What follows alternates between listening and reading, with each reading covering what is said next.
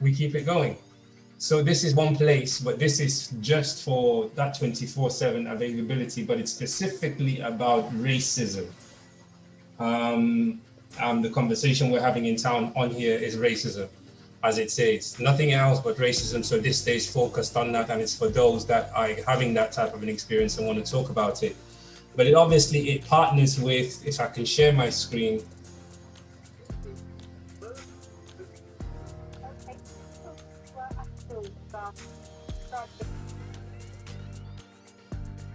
People are really identifying. So when someone saying I'm black, you're not black because you want to receive black earmarked funding, and then you don't know anything about Africa, don't engage with Africans, don't like Africans. Which is true. It's going on, man. It is going on, which is very, very true. I'm coming across a lot of them that do not know jack about Africa, about their Africans. Even yesterday, I came across one guy who I was saying to him that he was talking, excuse me, mind my language, he was talking rubbish. So I just stopped him and I told him that, look, I am not an African, I am Africa. So if he's talking, he should talk to me as Africa and not an African, because he is not. And then that was the end of the conversation. Yasu.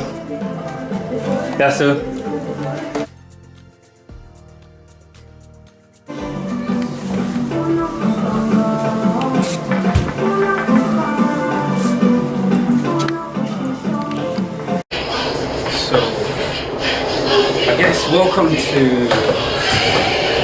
my Racism Connect, and this is about raising awareness of racism and disability. I'm going to try and stay focused, and it's not deliberately focused on Greenwich, but I do live in Greenwich and I've spent some time here, and so I'm going to try and talk more about Greenwich than anywhere else, but we can obviously draw comparisons to other areas in London and beyond, and just to get a final picture. But this is about racism, but it's more so about healing from racism. So we're talking with a purpose: one, to raise awareness, two, to heal, and two, to give some more volume and some more identity to racism itself and how it's unfolded for us. This isn't to change anybody for any reason of such. This is just my view on racism, asking for your view on racism on camera, and everyone else's view, or disability, if you can pay for one of the two. There's the charming young person back there. Hey ho. And he's the one that keeps this all going. So, pre-registration to kind of come on this podcast and share what you campaign for. If you can submit a 1-minute video.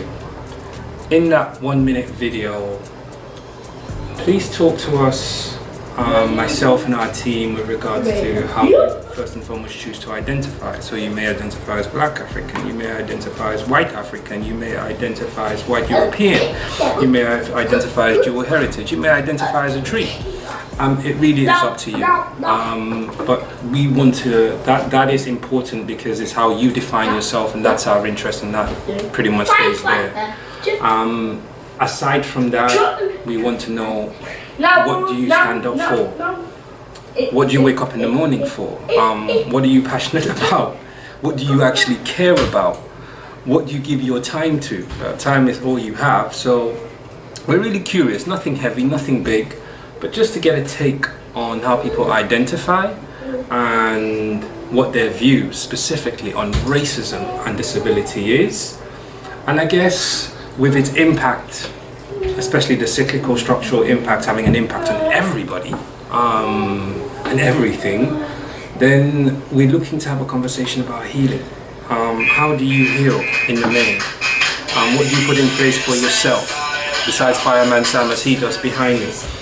So I tend to use music, I use meditation, I use sports, my nutrition. I have to do a number of different things, but that's me. So I'm curious, how do you deal and cope and heal from racism itself? I'm quite vocal too, and it's part of my healing. And in terms of being an activist, that helps with my own healing, because I feel as if I'm doing something with regards to what I'm going through, as opposed to being dormant. But that doesn't mean that's for everybody, but that matters for me, and it helps with my own healing. I mean, we're interested to hear. I'm specifically interested to hear. I mean, are you involved in any causes? Are you involved in any campaigns? Do you run any events? Do you work in the community? Are you just an individual? Are you already an active activist? Because I find that there tends to be, especially from the racism quarter, a lot of inactive activists. And that is partly down to choice, that's partly down to conditioning, that's partly down to burnout. There's various different reasons people have said to me with regards to that. Disenfranchisement and disengagement is what seems to come to me the most, hence why we put that out there. But we're not interested just in that, we're interested in what your story is, regardless of what color, what creed you come from. We're also interested in your identity for the sake of how you choose to identify, as opposed to how you're identified by the narrative. Again, let me repeat that: how you choose to identify, as opposed to how you are identified by those conscious, maybe so much not conscious biases that we may have. Last but not least, what can we collectively do to heal from disability discrimination, to heal from racial discrimination? You might be familiar with the current United Nations work in terms of the voting. I understand it to be 163 odd United Nations organizations voted as to whether or not they were going to look into racism. And to keep a long story short, 100 or so of those countries said yes, and 100 or so of those countries, 14 of those countries, the G8, the one we're living in right now, was one of the ones that said no. So we really need to start talking about what we do collectively. But that collective conversation, I guess, comes from beginning with the individual. What do you do? If anything at all. Sometimes doing nothing is the best thing to do. So we want to hear from you. It's really up to you. Tell us where you are, what you're campaigning for, and help us share that message. Help us raise the voice for the causes that you think are the most important for you, and that get you out of bed in the morning, and that make you sleep better at night. Thank you.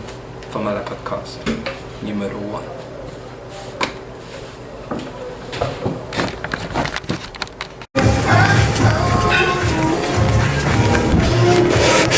Target met for the week, 3 weeks running.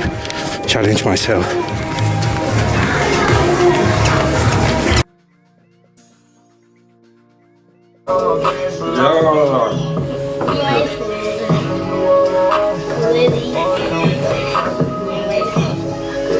So, without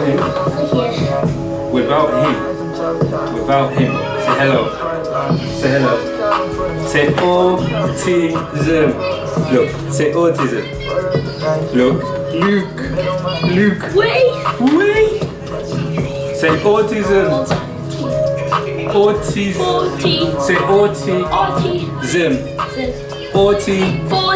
Say autism. Say I'm autistic. Say Yasu. Autistic. Say autism. Accepted. Say autism.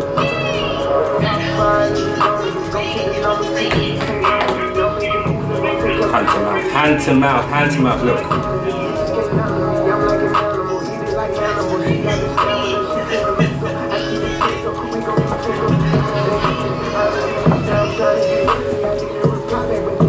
You can't pay me enough for this. You can't pay me enough money to give this up. Let me make that extremely clear. I would rather run in the bush and sleep in the gutter with my son and spend the time with him. You will never be able to pay me enough money to replace that time. You can't.